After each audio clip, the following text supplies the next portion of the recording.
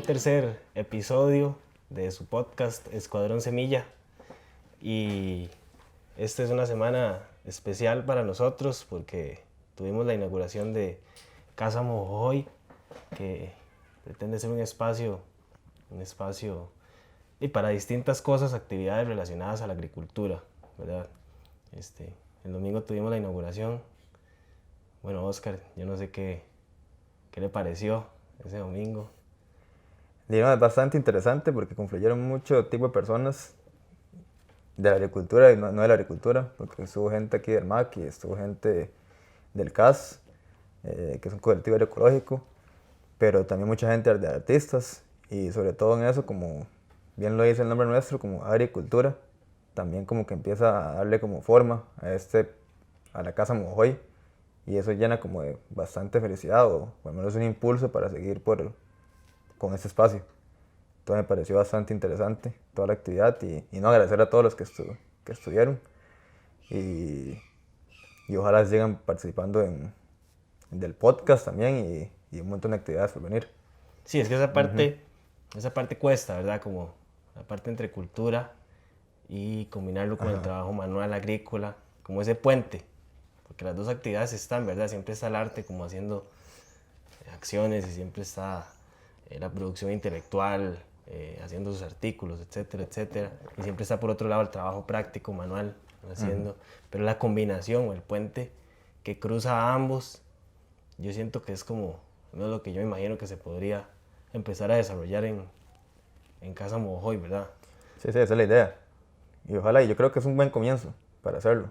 Y da bastante impulso para esto y sobre todo para seguir también haciendo este podcast. Nos estuvo visitando Marilyn Boror, que es una gran artista guatemalteca, que también a cierto punto vino recordando con su intervención del chul, ¿verdad? Todo que es este canto que se usa para llamar a los ancestros que utilizaban los mayas, y hizo aquí una pequeña intervención, estuvo bastante bonita. Entonces, también cómo el arte puede empezar a recoger como contenido, o tener un contenido en lo agrícola y en la tierra, ¿verdad? Como que también hay un mundo por representar. Pero bueno, independientemente de eso, me parece que la escuelita tiene sentido ahora, con esto que hemos venido viendo de las noticias, ¿verdad?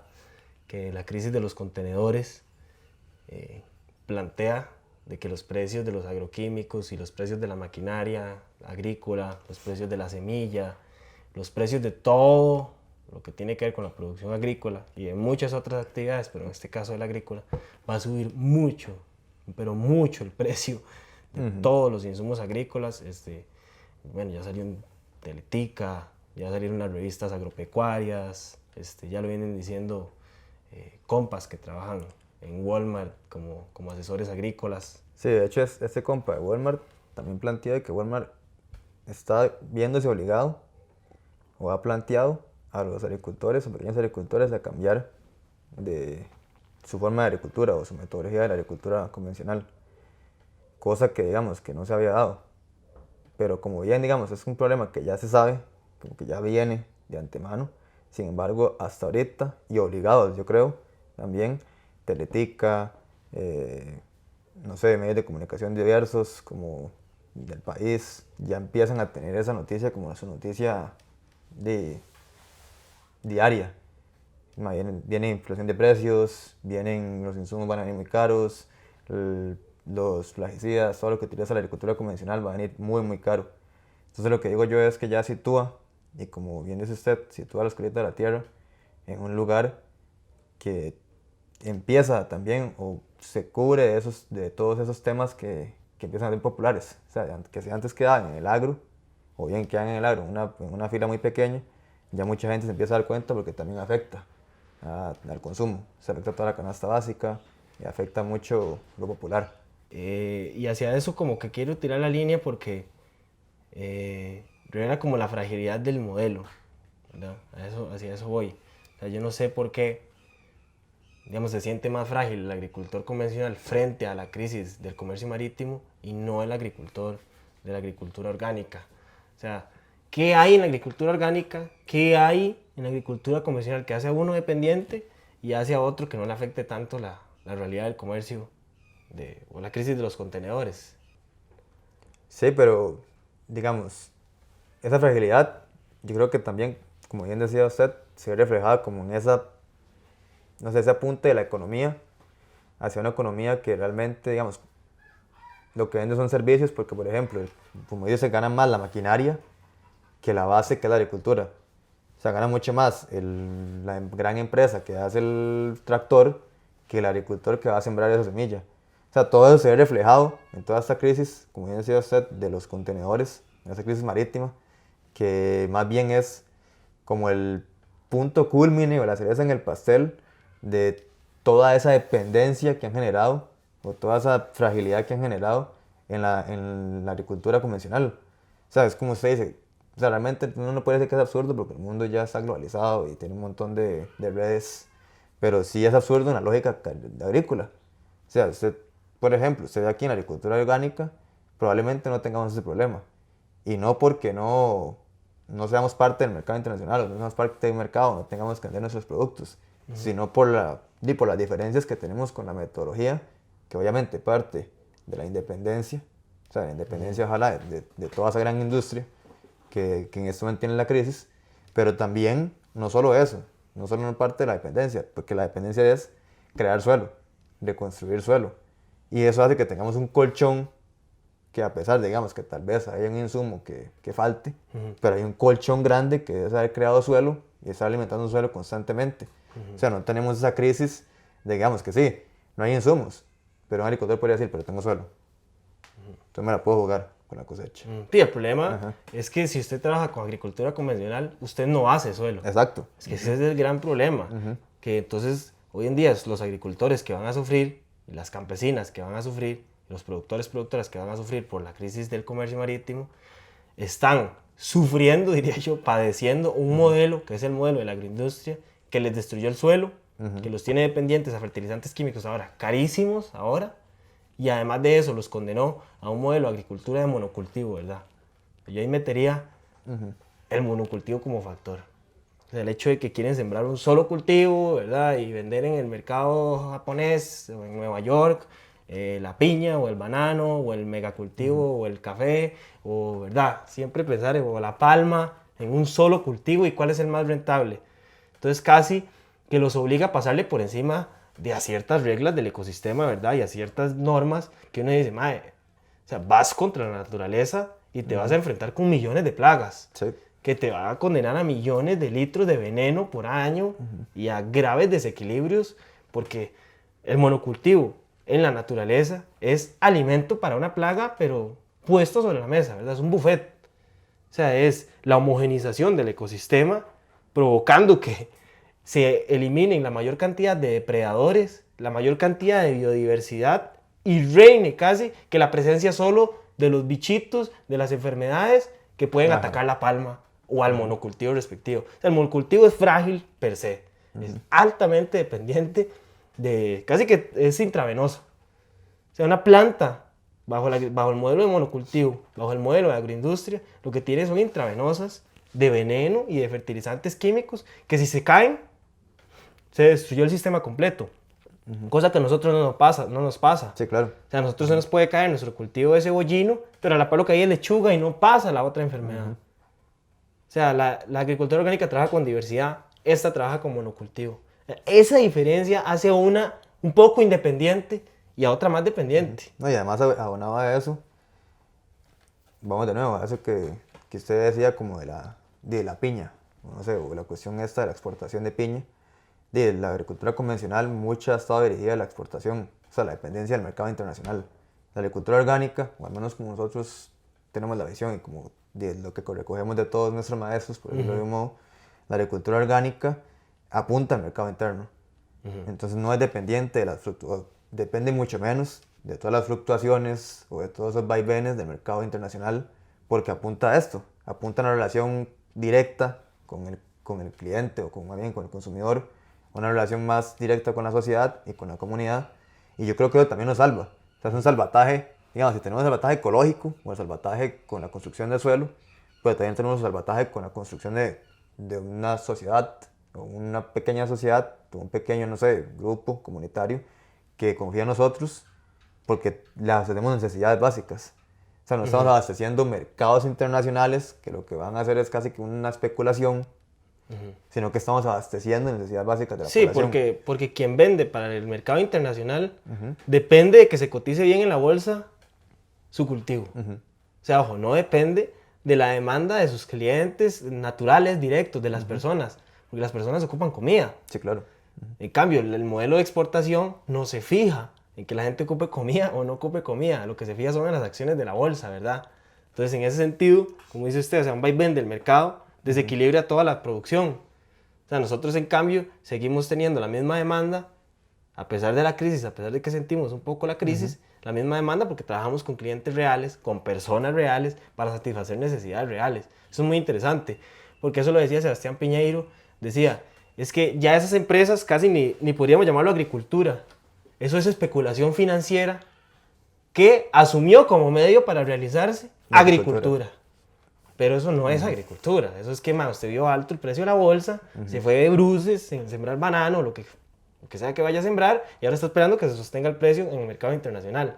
Agricultura no es agricultura, decía, porque la agricultura es la relación con la tierra. Y el monocultivo, quien hace monocultivo no tiene relación con la tierra, es nómada. O sea, agarran 1000 hectáreas hoy, las despedazan 10 años, agarran 1000 hectáreas después, las despedazan 10 años, y así anda en función de satisfacer precios de mercado. Hoy siembra palma como chiquita, hoy siembra banano, mañana siembra otra cosa, mañana siembra otra cosa, mañana siembra otro monocultivo, y lo que hace es especular con los precios del mercado. Y ahí no hay agricultura. Y el campesino pequeñito que va a sufrir la crisis del comercio marítimo, que aparte lo van a sufrir también los medianos, y los grandes probablemente seguirán viendo a ver cómo hacen su negocio redondo. Sí, casi nunca son los van a poner el peso sobre trasladan los costos, ¿verdad? O sea, en cambio lo van a asumir los medianos y los pequeños imitan ese modelo de monocultivo y de insumos químicos, ¿verdad? Entonces, imitando ese modelo, quedan en una cadena que para ellos es insostenible. Así cuesta para los medianos, para los pequeños, seguir el modelo de la agroindustria, es ponerse la soga en el cuello. Ahora, a mí digamos, me duele un toque como ver que los campesinos casi que tengan este nivel de dependencia, ¿verdad? De exigencia, porque uno dice, bueno, pero si lo orgánico es tan bueno, logra ese nivel de independencia, es tan bueno para producir alimentos, bueno, ¿por qué los campesinos no lo acogen más rápido? ¿Por qué las campesinas no agarran esta vía de la agricultura orgánica, pero ya, ¿verdad? Si construye independencia, si construye suelos, si mejora la fertilidad, si les da más independencia, si hace que tengan una semilla más sana en un futuro. Sí, pero yo creo que podemos hablar como de muchos factores que realmente están presentes, pero digamos, uno de ellos podría ser hasta el currículo de la academia, de las universidades. Por ejemplo, no el currículo de la agronomía, en la UCR, en la UNE, probablemente también mucho más en las privadas, es enfocado totalmente a la agricultura convencional. Ahorita están metiendo, sí, a regañadientes algunos cursos de agricultura orgánica, pero digamos, uno se topa hasta con profesionales que no saben nada técnico de agricultura orgánica, y entonces ¿qué le van a ir a repartir al campesino? No le van a ir a decir como métodos alternativos de agricultura, no van a repartirle cómo quitar una plaga por medio de lo que ellos han aprendido en la universidad, que es todo el currículum, es como una receta, casi como de la farmacia, o sea, como casi que vos vas y preguntas, ¿qué me curo con esto? Pastilla. Es igual en la agricultura convencional. O sea, ¿cómo es esto? De póngale, no sé, cualquier agroquímico ahí, porque es esa plaga. ¿Y si hace falta ese agroquímico? Va otro. ¿Y si hace falta el otro? Es que así va generando dependencia en la cual usted no sale. No, por eso, que esa es la realidad a la que nos estamos acercando. Sí. O sea, hago estas preguntas porque lentamente van a faltar y va a faltar el otro, y va a faltar el otro, hasta que ya estamos en una nada. Por eso, digamos, dentro de la... Y es que eso es lo jodido, porque a mí también me parece como que...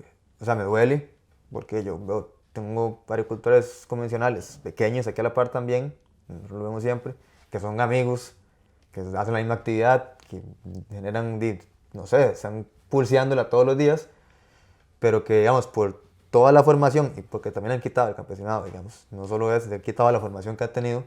Sí, le quitaron su saber empírico, ¿verdad? Que hasta cierto punto le permitía a veces sobrevivir sin agroquímicos. Sí. No, y le hicieron creer que ese saber no era científico. O sea, hasta eso llegó. toda la cuestión académica de que es empírico, no es científico, porque no está avalado no sé por quién. Por Bayer, Ajá, por Bayer, por Syngenta, por Cargill, porque eso es muy interesante. O sea, usted decía el currículum universitario, pero uno dice, pero el currículum universitario no se supone que es científico. O sea, no se supone que el currículum universitario apela a la investigación por problemas por la verdad.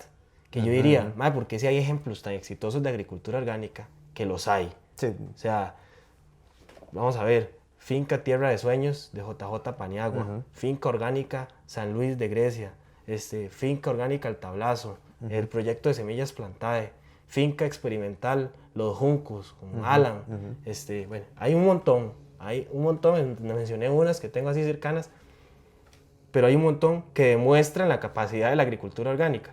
Uno dice, ok, entonces se supone que ya están las universidades de lleno investigando cómo es posible abandonar los agroquímicos de manera definitiva, porque es una gran investigación, la posibilidad de abandonar los venenos y los agroquímicos para siempre, regenerando ecosistemas y produciendo alimentos sanos. Uno decía, ya, eso se llevó todo el presupuesto estatal, universitario, y no. O sea, no sucede. O sea, ahí es donde me hago la pregunta yo. O sea, si la universidad apela a la verdad, a la ciencia, ¿por qué la agricultura orgánica no está siendo la punta de lanza de las investigaciones en las universidades públicas? O sea, ¿hasta dónde?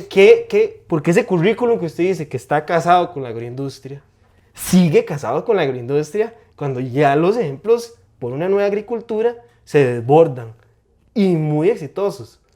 Y es que también hay que preguntarse realmente quién domina o quién tiene el poder detrás de todas las universidades, instituciones públicas, gobiernos, porque yo creo que eso es lo que hay que preguntarse. Digo, uno podría decir como la universidad tiene la culpa, sí y no, porque también digamos la universidad responde a poderes fácticos, no sé, a poderes, no sé, que puede ser políticos, puede ser, no sé, económicos, a poderes sociales, que uno podría decir, bueno, pero ¿cuáles son los que presionan a la universidad? O sea, sí, es cierto, o sea, hay presiones políticas, hay presiones económicas, pero ese currículum universitario, ¿qué presiones? O sea, ¿cómo fue presionado para que esté en ese lugar yo creo que ya lo venimos como medio diciendo en el sentido, por ahí hay una agroindustria demasiado fuerte que ha hecho dependencia, que puede ser Bayer, Syngenta, no sé, puede ser también Monsanto, Cargill, todos esos han tenido, digamos, que es un paquete. John Deere. Sí, pero un paquete que es abrumador. O sea, es un paquete que casi que da terror.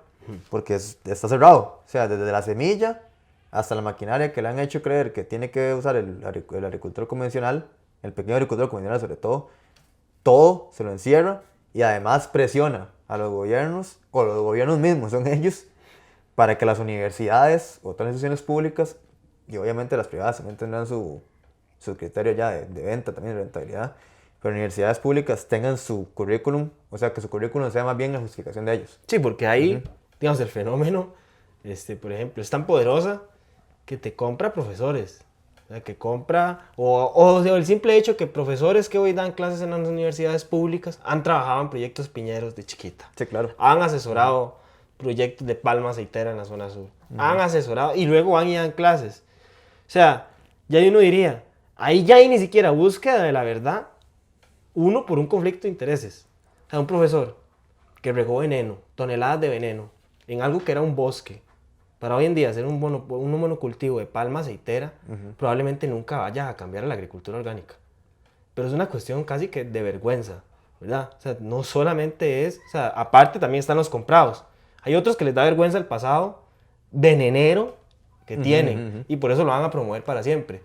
Hay otros y otras que lo hacen porque son promovidos, ¿verdad? Casi, sí, promuéveme claro. Este producto, promuéveme el otro. O simplemente tienen un buen puesto, tienen que defender su puesto, tienen que defender el modelo que promueven. O, en el último caso, es una academia o un académico, una académica que carece de recursos para poder, por ejemplo, consolidar de manera científica la agricultura orgánica.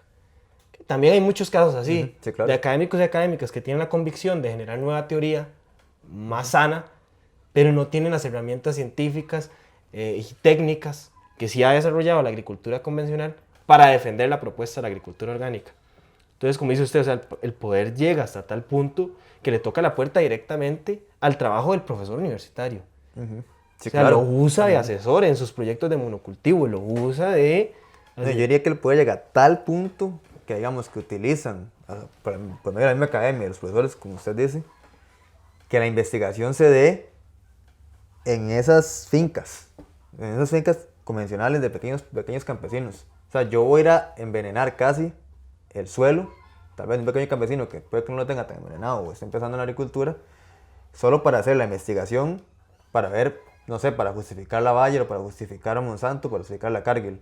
O sea, en ese sentido, digamos, casi que es demasiado, no sé, como te digo, terror, porque es como que llegan hasta ahí y los laboratorios son las fincas vivas. Las fincas de los pequeños campesinos Son laboratorios. son los laboratorios de O sea, la gran industria. los hacen, digamos, no sé, cualquier palabra, digamos, los destruyen totalmente solo para justificarse. Sí. Y ya después llegan y eso los Sí, dirigen la investigación científica para A eso. comprobar. Ajá. O sea, otra cosa que decía Jairo Restrepo, Jairo decía, hoy en día la investigación académica universitaria es para comprobar lo bueno que son los productos de la agroindustria. Sí. O sea, nada más, o sea, eso se lo omita. ¿Cómo funciona este insecticida? ¿Cómo funciona este herbicida? ¿Funciona bien o mal? ¿Le funciona a la papaya o al banano? ¿O le funcionan los dos igual? Eso hace hoy en día, ¿verdad? Porque otro de los problemas que uno dice, ¿por qué la agricultura orgánica, que es una de las grandes críticas que siempre se dicen, que por qué la agricultura orgánica sí es tan buena, no? O sea, otro de los puntos es precisamente eso. Nadie, ningún capital, por más grande que sea, más benevolente que sea, o sea, ni los grandes filántropos, dicen, de Bill Gates y Jeff Bezos, o sea, van a financiar una propuesta que lo que viene es a independizar a la gente de los productos del mercado. O sea, si usted promueve la agricultura orgánica, perdió un comprador y un consumidor de venenos, semilla, sustratos, de maquinarias, de petróleo, O sea, promover la agricultura orgánica es sacar a los agricultores de ser clientes y consumidores de la agroindustria. Sí. La agroindustria va a financiar un modelo de agricultura que lo que provoca es el abandono de sus clientes. O sea, ¿cuál capitalista va a apoyar un proyecto que lo que da como resultado son agricultores libres y campesinas libres? No hay rentabilidad. ¿A dónde va a estar la devolución de los grandes inversionistas que van a invertir en agricultura orgánica porque es un gran negocio? No, es que eso es lo peor de todo. Es un gran negocio que viene a arruinar el negocio. Sí, claro. O sea, es un gran negocio si sos un pequeño. Es un gran negocio si somos pequeños y quiero montar mi pequeña parcela y ser independiente de la agroindustria. ¿Es un gran negocio para el grande? No. Eso es muy interesante de la agricultura orgánica. Que la agricultura orgánica se vuelve como una posibilidad para los pequeños, pero la hemos tenido que ir construyendo desde abajo y con nuestros conocimientos y compartiéndolo por fuera de lo oficial, porque lo oficial, el gran capital, los grandes laboratorios, la gran industria, las grandes universidades no ven rentabilidad ni ven rédito en promover la agricultura orgánica. O sea, el poder de la agroindustria opera casi para hacer imposible que los campesinos lleguen a ser independientes. O sea, no solo es que no la promueve, es que lucha en contra. Sí, claro. No, y ahí hay un gran punto, ¿verdad? Porque ya casi que nos quieren prohibir los biofertilizantes, si no vienen de la Bayer ahorita. Si ahorita un biofertilizante o un bocachi, que son los abonos que nosotros hacemos para producir alimentos, abonos de recursos locales, si no lo hace la Bayer, ya ahorita lo vienen a prohibir, que es lo que están buscando. ¿Cómo estandarizar los productos ecológicos? Sí, incluso ley de semillas. Y... Así de enfermo viene la obsesión de la agroindustria por hacer dependientes a todo mundo. Sí, y también, muy fácil decir, es que, ¿por qué no orgánico? Sí, porque es que es tan bueno y lo orgánico también no se promueve. Y porque volvemos a lo mismo. O sea, la ayuda estatal no está para los pequeños productores orgánicos. La ayuda estatal, ni siquiera para los pequeños productores convencionales. Pero digamos, la ayuda estatal está para la gran industria. La ayuda estatal está para los grandes capitales. La ayuda estatal está para todo lo que genere, digamos, el currículum que vaya a generar para la gran industria, el currículum que justifique la gran industria también. O sea, obviamente, si uno tuviese la visibilidad, si uno tuviese el capital que tiene toda esa gran industria o toda esa regalía que le dan a esa gran industria. Sí, porque la mayoría de la investigación de esa gran industria es financiada por el Estado. Es financiada por el Estado, por las universidades públicas. por el Tecnológico, por la Universidad Nacional, por pequeñas investigaciones de tesis de estudiantes de agronomía de todo el mundo. Y cuando ven una buena tesis, se la compran, ¿ah? Sí. Pero quien arriesgó fue el que hizo la tesis. Sí, claro. O sea, quien arriesga es el que hace la tesis, quien arriesga es el laboratorio de la universidad pública, quien arriesga son los pequeños trabajadores y luego viene la gran industria. La gran industria arriesga poco en investigación, ¿verdad?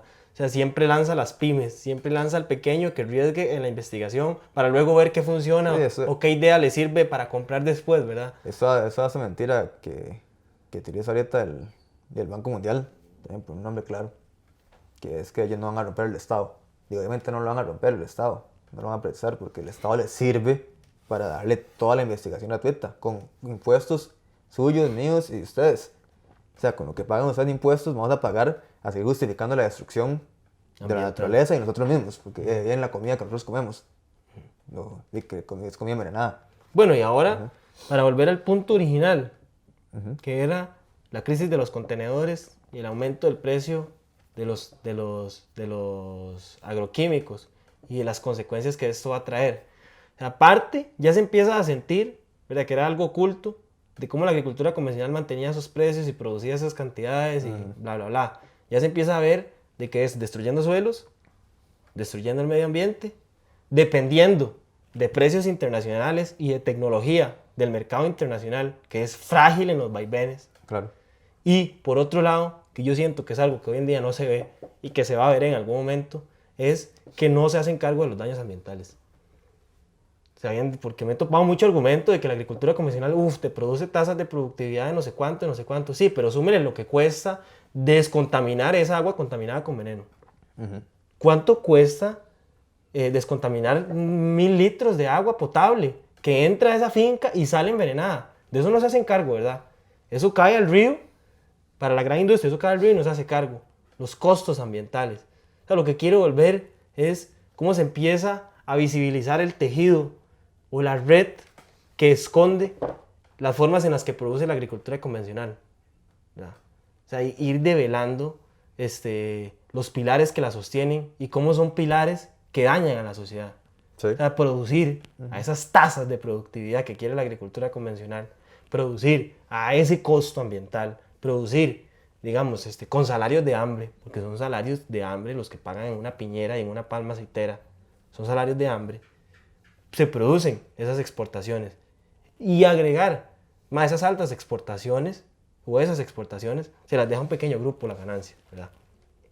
Un muy pequeño grupo y nosotros nos quedamos sin recursos, ríos contaminados, agricultores dependientes a los agroquímicos, sí, que ahora están carísimos, la ganancia fuera del país y los bosques hechos una leña. Sí, sí. Y nadie sabe producir orgánico, entonces ya no sabemos cómo recuperar los terrenos.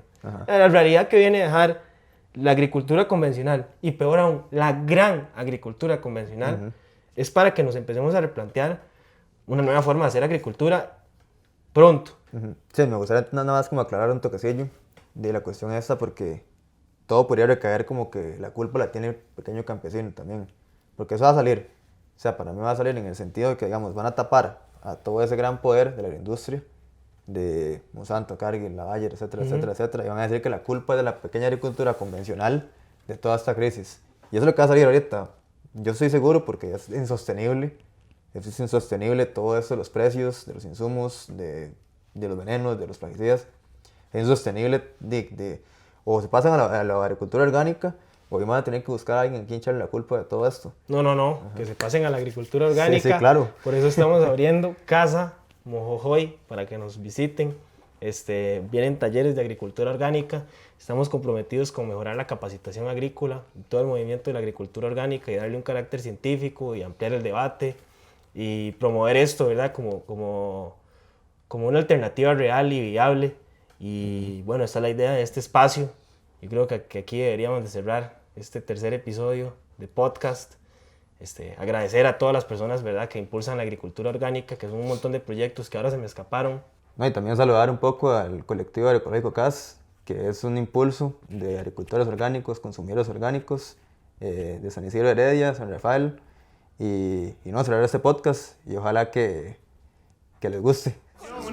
Si hablamos de soberanía alimentaria. Claro, matas medicinales, acá tengo. ¿Y si armamos un escuadrón de semillas?